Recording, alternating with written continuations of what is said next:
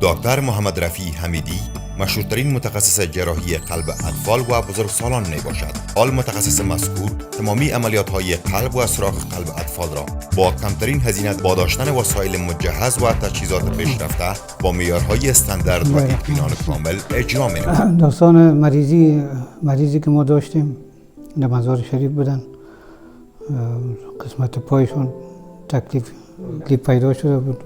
باز یک تعداد دکتر صاحبایی که در مزار شریف بود معایناتی گپاچی کردیم، بالاخره رفتیم. باز اونجا دکتر صاحبا مشوره کردن که نظر به معاینات ایکوی چیزایشون، باز اونا مشوره دادن که باید کابل انتقال بدیم.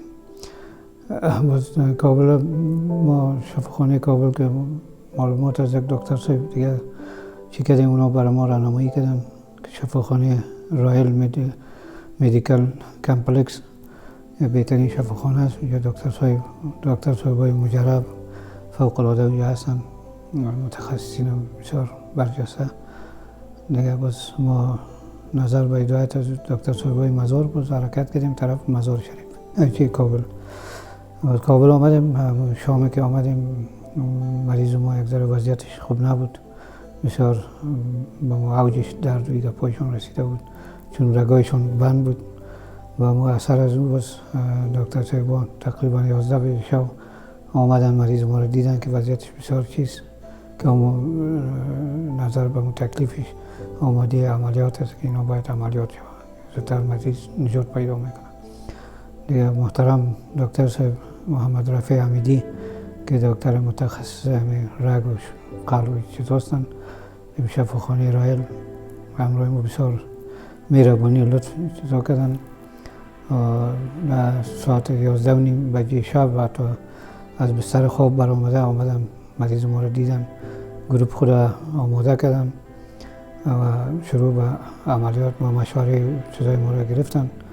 ما برایشان نظر دادیم که باید عملیات شد، برای اینکه مریض بسیار کلکش چیزایشون سیاه شده بود، نشه که آسیب برسه به تمام پایش که خدا نخواسته قطع نشه. اینا دست به کار شدن و مریض ما را بخیر به عملیات بردن، عملیات کردن و چیزی که در رگایشون لخته شده بود چیزها را تصفیه کردن، شوی کردن. انشالله از عملیات بر آمدن همون چیزایی که در وجود پایش ما دیده بودیم که سردی داشت و مثال سیاهی داشت و خون جریان نمیکرد، چیزا نرمال شد. تنها صرف یک مسئله کلکشان مانده بود که به مرور زمان توسط دوا انشالله آهسته خوب میشه گفتن دیگه. انشالله نتیجه عملیاتشون بسیار موفقانه انجام پیدا کرد. ما بسیار از پیششان رضاییم دیگه.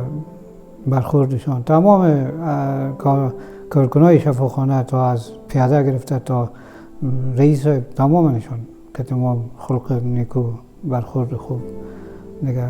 ما اول از خدا از اینا راضی هستیم، بسیار زیاد تشکری میکنیم دیگه.